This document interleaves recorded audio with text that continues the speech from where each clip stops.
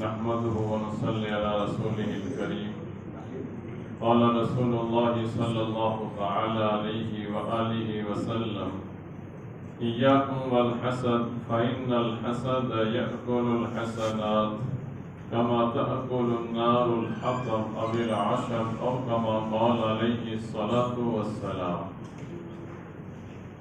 محترم بزرگوں، حضرت نبی کریم صلی اللہ علیہ وسلم نے ہماری اس طرح ظاہری گناہوں سے بچنے پر رہبری اور رہنمائی فرمائی ہے، اسی طرح باطنی گناہوں سے بچنے پر، ان سے رکنے پر، ان کے چھوڑنے پر بھی ہماری رہبری اور رہنمائی فرمائی ہے۔ جیسے شراب پینا حرام ہے، جوا کھیلنا حرام ہے، اسی طرح باطنی جو برائیاں ہے، حسد کو چھوڑنا، غیبت کو چھوڑنا، کینہ کو چھوڑنا، جاسوسی کو چھوڑنا، بدگمانی کو چھوڑنا، یہ ساری چیزیں ہماری نیکیوں کو تباہ و برباد کر دینے والی ہے۔ ان سے چھوڑنے کا ہمیں حکم دیا۔ اللہ تعالیٰ نے خود فرمایا وَذَرُوا ظَاهِرَ الْإِثْمِ وَبَاطِنَهُ، تم ظاہری گناہ بھی چھوڑ دو اور باطنی گناہ بھی چھوڑ دو۔ آدمی ظاہری گناہ کو گناہ سمجھنے تیار ہے، لیکن باطنی گناہ کو گناہ نہیں سمجھتا، جس کی وجہ سے وہ گناہوں میں مبتلا رہتا ہے اور اپنے آپ کو دیندار نیک سمجھتا ہے، لیکن اس کی نیکیاں ختم ہو جاتی ہے، اس کی نیکیاں برباد ہو جاتی ہے۔ ان باطنی گناہوں میں سے ایک گناہ ہے حسد۔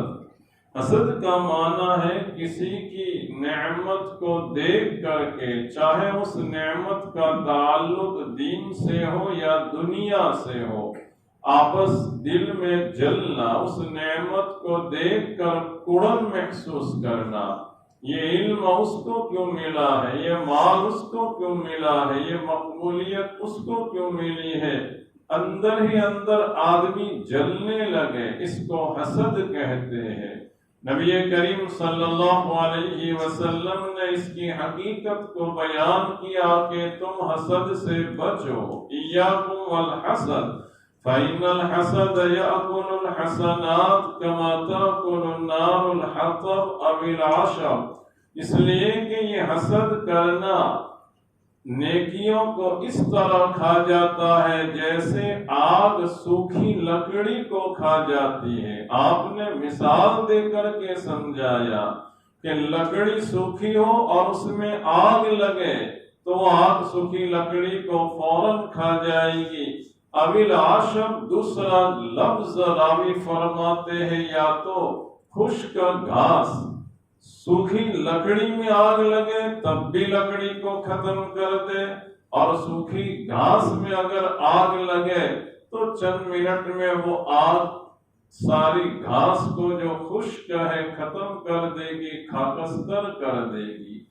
یہ مثال دے کر ہمیں سمجھا رہے ہیں کہ تمہاری نیکیاں بھی اسی طرح حسد کھا جائے گا، ختم کر دے گا، جیسے آگ سوکھی لکڑی کو ختم کر دیتی ہے۔ سوکھی گھاس کو تم نے کسی پر حسد کیا، جلنے لگے تو تمہاری نیکیاں بھی اسی طرح برباد ہو جائے گی، ضائع ہو جائے گی، اس میں دیر نہیں لگے گی۔ حسد کے مختلف درجے ہوتے ہیں۔ ایک درجہ یہ ہے کسی کی نعمت دیکھ کر یہ تمنا کرے کہ اس کے پاس سے وہ چلی جاوے، چاہے مجھے ملے یا نہ ملے۔ دوسرا درجہ یہ ہوتا ہے کہ وہ نعمت اس کے پاس سے ختم ہو جاوے اور مجھے ملے۔ اور ایک درجہ یہ ہوتا ہے کہ وہ نعمت اس کے پاس نہ رہے اور مجھے بھی نہ ملے۔ یہ آخری درجے کا حسد ہوتا ہے۔ یہ بیماری کب سے شروع ہوئی؟ تو حضرت آدم علیہ السلام کو جب اللہ تعالیٰ نے بنایا اور شیطان کو، ابلیس کو سجدہ کرنے کا حکم دیا، تو اس نے حسد کے مارے کہ میں آدم کو سجدہ کروں، میں آگ سے اور وہ مٹی سے، سجدہ کرنے سے اس نے انکار کیا۔ یہ حسد کی بیماری سب سے پہلے شیطان میں لگی تھی۔ اس نے آدم علیہ السلام کی عظمت اور آدم علیہ السلام کو جو اللہ تعالیٰ دولت دے رہے تھے اندر جلنے لگا کہ میں مستحق ہوں اس کا، تو میں حقدار ہوں۔ حضرات علماء کرام فرماتے ہیں کہ جو آدمی حسد کی بیماری میں مبتلا ہوتا ہے، جلنے لگے، وہ در حقیقت اللہ تعالیٰ کے فیصلے پر اور اللہ تعالیٰ کی تقسیم پر اعتراض کر رہا ہے، سوال کر رہا ہے۔ گویا کہ وہ یہ کہنا چاہتا ہے کہ یہ مال جو فلانے کو ملا ہے، حسن و جمال جو ملا ہے، جو دولت ملی ہے، علم ملا ہے، اس کا حقدار تو میں تھا۔ الیاذ باللہ، اللہ تعالیٰ سے غلطی ہوئی۔ دوسرے الفاظ میں کیونکہ وہ اندر جل کر کے یہ رائے دینا چاہتا ہے کہ اس کا حقدار تو میں تھا، غلطی سے یہ نعمت اور یہ دولت اس کے پاس پہنچ گئی ہے۔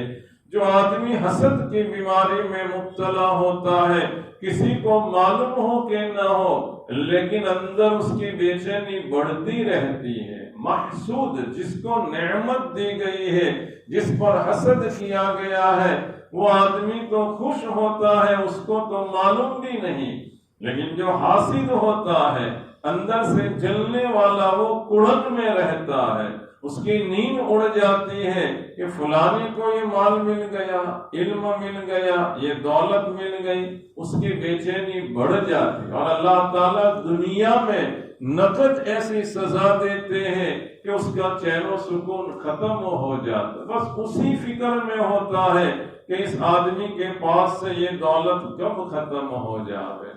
علماء کرام فرماتے ہیں کہ اللہ تعالیٰ نے دنیا میں جو تقسیم کی ہے وہ مختلف تقسیم کی ہے۔ کسی کو مال دیا ہے تو کسی کو صحت دی ہے۔ ایک آدمی کے پاس مال و دولت بہت زیادہ ہے، لیکن بسا اوقات ایسا ہوتا ہے کہ اس کو نیند نہیں آتی۔ ایک آدمی مزدوری کرتا ہے لیکن صحت مند ہے، تندرست ہے۔ حکیم الامت تھانوی رحمت اللہ علیہ نے اپنے زمانے کے ایک نواب صاحب کا واقعہ ذکر کیا۔ بڑے کوٹھی بنگلے والے اور بڑے حکومت کے مالک نواب تھے وہ آدمی، لیکن اپنے بستر پر پڑے رہتے تھے۔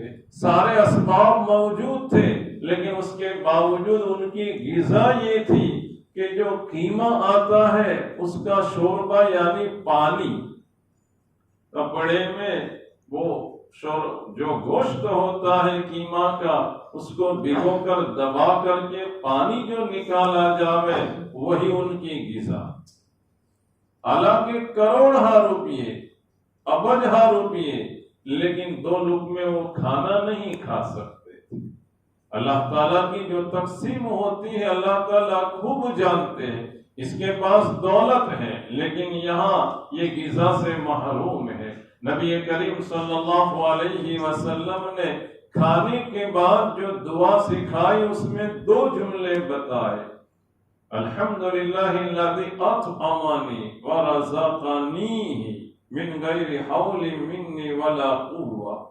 یہ ہمارے پروردگار، تمام تعریف اللہ کے لیے ہے، آپ نے ہمیں کھلایا اور روزی دی۔ روزی کا مل جانا یہ ایک نعمت، اور روزی ملنے کے بعد اس کو کھا لینا، اس کا استعمال کرنا، یہ دوسری نعمت۔ کبھی روزی مل جاتی ہے لیکن آدمی کھانے سے محروم ہوتا ہے۔ بعض بیماریاں ایسی ہوتی ہیں کہ ڈاکٹر کے پاس مریض جاتا ہے تو ڈاکٹر لسٹ لکھ دیتے ہیں کہ یہ ساری چیزیں آپ کو چھوڑ دینی، بیلنس ہے، پیسے ہیں، دولت ہے، اپنی آنکھوں کے سامنے دیکھ رہا ہے، لیکن پھر بھی منع کیا گیا کہ اس کو چھوڑ دیجیے آپ۔ اب اللہ تعالیٰ کی حکمت ہوتی ہے، اللہ تعالیٰ کی مصلحت ہوتی ہے، اس لیے کہا گیا کہ وَلَا تَتَمَنَّوْا مَا فَضَّلَ اللَّهُ بِهِ بَعْضَكُمْ عَلَىٰ بَعْضٍ۔ تم تمنا مت کرو ان چیزوں کی جس کے ذریعے اللہ نے تم میں سے بعض کو بعض پر فضیلت دی ہے، وہ علم دیتے ہیں تو اللہ کو معلوم ہے کہ حقدار کیوں ہے، مال دیا ہے تو مال کا حقدار ہونا اللہ ہی سمجھتے ہیں، کسی کو مقبولیت عطا فرمائی ہے تو اللہ ہی خوب جانتے ہیں، ان کی حکمت اور مصلحتوں سے ہم واقف نہیں، ہمیں تو سمینا و اطعنا، ہم نے اطاعت کی۔ اللہ کی تقسیم پر جو آدمی راضی رہتا ہے وہ کبھی بھی پریشانی میں نہیں ہوگا، ورنہ اپنا 50 لاکھ کا 1 کروڑ کا مکان ہوگا، حسد کی بیماری ہے تو دوسرے کے بڑے بنگلے کو دیکھ کر اپنے بڑے مکان کو بھی وہ جھونپڑی سمجھے گا، اس میں بستر ہے، سارے ساز و سامان ہے، لیکن اوپر والے کو دیکھا، حسد کی بیماری میں وہ مبتلا ہو گیا تو اچھے مکان میں ہونے کے باوجود اس کو سکون نصیب نہیں ہوگا۔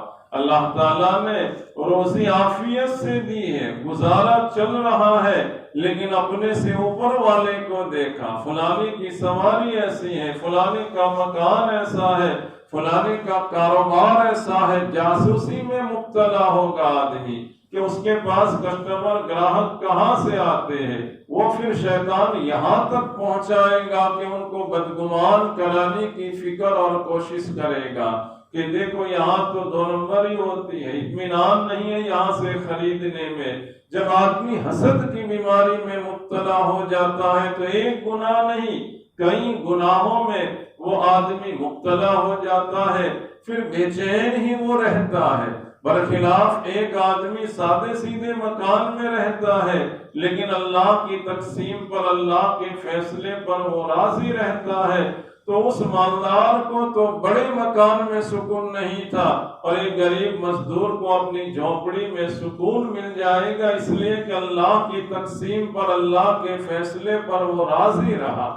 عبداللہ ابن مبارک رحمت اللہ علیہ اپنا واقعہ بیان فرماتے ہیں، ایک زمانہ میرا ایسا گزرا ہے کہ مجھے سکون ہی نہیں ملتا تھا، اور وجہ یہ بیان فرما رہے ہیں کہ میں جس علاقے میں رہتا تھا تو دوسروں کے مکانات میرے مکان سے اچھے، سواریاں میری سواری سے اچھی، ساری چیزیں مجھ سے اچھی، تو میں پریشان ہو جاتا تھا، میری نیند اڑ جاتی تھی کیونکہ میری نگاہ اوپر والوں کی طرف جاتی تھی۔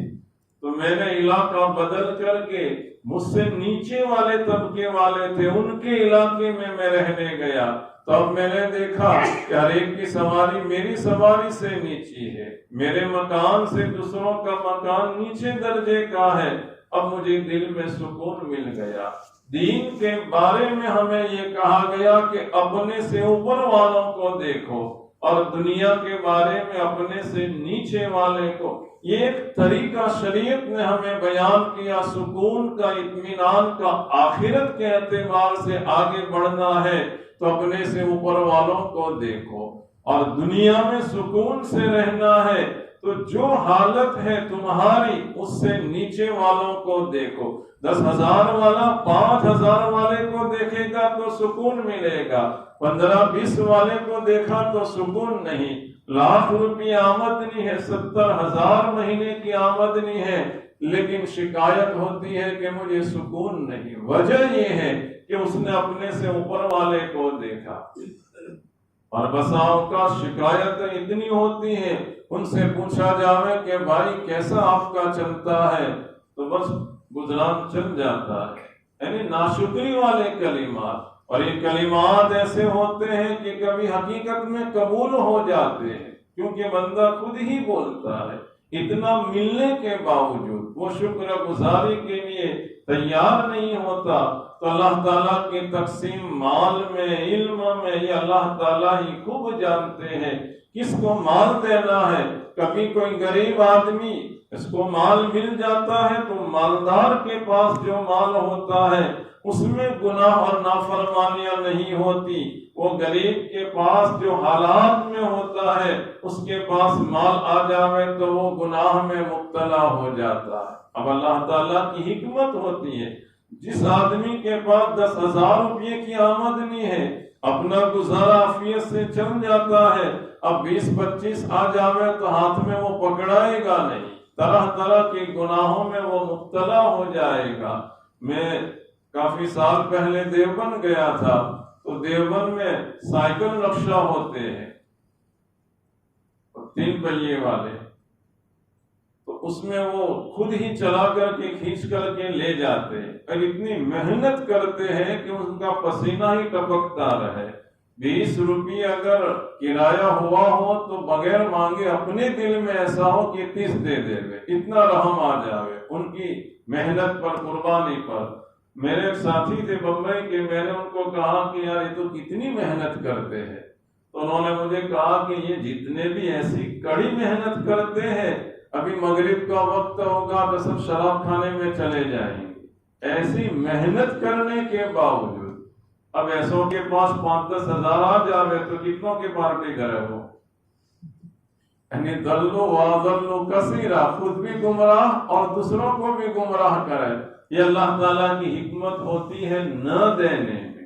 ہم سمجھتے ہیں کہ فلانا آدمی تو بہت مجبور ہے، تو ہماری سمجھ ہم تک ہوتی ہے، لیکن پروردگار عالم گناہوں سے بچانا چاہتے ہیں، وہ ہماری سمجھ سے بالا تر ہوتا ہے.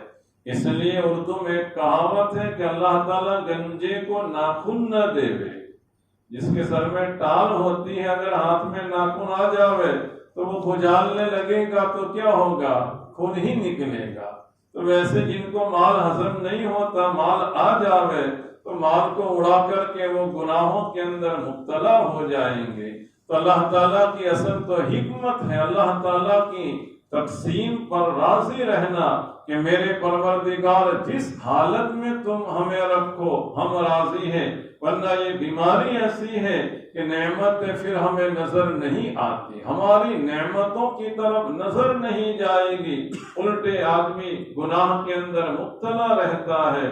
برخلاف جو آدمی حسد سے پاک ہو، اپنے سینے کو پاک صاف رکھے، تو وہ آدمی یہاں بھی عافیت والا اور عافیت کے ساتھ جنت میں بھی پہنچ جائے گا. عمرو بن عاص رضی اللہ تعالیٰ عنہ فرماتے ہیں کہ حضرت نبی کریم صلی اللہ علیہ وسلم کی خدمت میں بیٹھا ہوا تھا. مجھے کہا کہ دیکھو فلانا شخص جو جا رہا ہے، اپنے جوتے پکڑے ہوئے تھے اور تازہ وضو کرنے کی وجہ سے ان کے چہرے سے پانی کے قطرے ٹپک رہے تھے. اللہ کے رسول صلی اللہ علیہ وسلم نے فرمایا عمرو بن عاص یہ آدمی جنتی ہے. اب کوئی عمل تو ان کا معلوم نہیں تھا، لیکن اللہ کے رسول صلی اللہ علیہ وسلم نے اس شخص کے بارے میں فرمایا. عمرو بن عاص رضی اللہ تعالیٰ عنہ فرماتے ہیں میرے دل میں یہ داعیہ اور جذبہ پیدا ہوا کہ میں معلوم کروں کہ ان کے بڑے اعمال کیا ہے. حضور نے جنت کی بشارت دی ہے تو ضرور کوئی بڑا عمل ان کا ہوگا. یہ پیچھے پیچھے گئے، ان کے ساتھ راستے میں ملاقات ہوئی اور یہ کہا کہ بھائی کوئی بتایا نہیں کہ میں کیوں تمہارے پاس آیا ہوں، لیکن یہ کہا کہ ہو سکے تو 2-3 دن مجھے تمہارے گھر تمہارے ساتھ رہنے کی اجازت دو. ان کا منشا یہ تھا کہ رات دن کے اعمال دیکھو، حضور نے جو جنت کی بشارت سنائی ہے میں معلوم کروں. اب یہ گئے رات کے وقت عشاء کی نماز پڑھی اور رات میں سو گئے. صبح میں اٹھے، کوئی بڑے اعمال بھی نہیں کیے. ایک دن گزرا، دوسرا دن اس طرح گزارا اور دوسرے دن بھی رات میں کوئی اعمال نہیں دیکھے، جو عام طور پر اعمال ہوتے ہیں وہی دیکھے. 2-3 دن اس طرح قیام کیا اور کوئی خاص اعمال جو ان کے دماغ میں تھے وہ تو انہوں نے پائے نہیں. تو انہوں نے ان سے سوال کیا کہ بھائی تمہارے کوئی مخصوص اعمال ہے؟ تو انہوں نے جواب دیا کہ کیا وجہ ہے، میرے تو اعمال جو میں کرتا ہوں وہی ہے، لیکن ایک عمل ہے میرا، وہ میرا عمل یہ ہے کہ میں اپنے دل کو، سینے کو کینے سے پاک رکھتا ہوں. میں کسی کے بارے میں حسد نہیں کرتا، اپنے سینے کو بالکل پاک صاف رکھتا ہوں. ہو سکتا ہے میرے اس عمل کی وجہ سے نبی کریم صلی اللہ علیہ وسلم نے مجھے جنت کی بشارت دی ہو. یہ صحابی حضرت سعد بن ابی وقاص رضی اللہ تعالی عنہ تھے، سینہ اپنا پاک صاف رکھا، حسد سے اپنے آپ کو خالی رکھا، کوڑا رکھا، تو اللہ کے رسول صلی اللہ علیہ وسلم نے جنت کی بشارت سنائی۔ ورنہ آدمی نیکیاں بہت کرتا ہے لیکن کل قیامت کے دن مفلس ہو سکتا ہے۔ آپ نے صحابہ کرام سے پوچھا کہ بتاؤ من المفلس، مفلس کون ہے؟ تو صحابہ کرام نے جواب دیا جس کے پاس درہم اور دینار نہ ہو۔ آپ نے فرمایا میری مراد یہ نہیں جس کے پاس درہم اور دینار نہ ہو، مفلس وہ آدمی ہے کل قیامت کے دن بہت سی نیکیاں لے کر کے آئے گا اور اس کا اعمال نامہ نیکیوں سے بھرا ہوا ہوگا، لیکن کسی کی غیبت کی ہے، تہمت لگائی، غیبت کی ہے، یہ برائیاں کرنے کی وجہ سے سامنے والے کے گناہ جو ہے اس کی نیکیاں اس کو دے دی جائیں گی، اور ابھی بھی دوسروں کے حقوق باقی رہیں گے تو دوسروں کے گناہ اس پر لادے جائیں گے۔ پہلے نیکیاں لے کر کے آیا تھا، بہت ڈھیر سی نیکیاں تھی، لیکن دوسروں کے ایسے حقوق کی وجہ سے ساری نیکیاں ضائع ہو گئی، اس دوسروں کا وبال گناہ اس کے سر پر لادا گیا، تو یہ آدمی حقیقت میں مفلس ہے۔ اللہ تبارک تعالی اس بھیانک بیماری سے ہماری حفاظت فرماوے۔ یہودیوں نے بھی نبی کریم صلی اللہ علیہ وسلم پر حسد کیا تھا، حضور کو نبوت کیوں ملی؟ تو یہ بیماری بہت پرانی ہے، اس لیے آخری 2 صورتیں جو نازل ہوئی وہ آپ پر جادو کیا گیا تھا، یہودیوں نے حسد کی وجہ سے جادو کیا تھا، اور اس میں ایک آیت بتائی گئی وَمِن شَرِّ حَاسِدٍ اِذَا حَسَدَ، حسد کرنے والے کے شر سے میں پناہ مانگتا ہوں اللہ آپ کی جب کہ وہ حسد کرے۔ اس لیے ہمیں چاہیے کہ ہم کمالات کو دیکھیں، خوبیوں کو دیکھیں، دوسروں کی اچھائیوں کو دیکھیں، اچھائیاں دیکھ کر کے دعائیں دیں۔ اللہ تعالیٰ نے انبیاء کرام کے کمالات بیان کیے، اللہ کی ذات سے بڑھ کر کون، لیکن اللہ تعالیٰ نے ابراہیم علیہ السلام کے بارے میں کہا انہ کان صدیقا نبیا، کسی کے بارے میں اور جملہ استعمال کیا۔ خوبیاں بیان کرنا یہ اللہ تعالیٰ کی صفت اور طریقہ ہے، اور عیب جوئی کرنا، کمیاں اور کوتاہیاں نکالنا یہ شیطان کا طریقہ ہے، اور آدمی اسی میں الجھا رہتا ہے، دماغ بھی بگڑتا ہے، صلاحیتیں بھی بگڑتی ہیں، طبیعت بھی بگڑتی ہے۔ اللہ تعالیٰ ہمیں یہ حقیقت سمجھا دے اور اس مہلک وبا سے، بیماری سے ہماری نسلوں کی، سماج کی حفاظت فرماوے۔ وآخر دعوانا ان الحمد للہ۔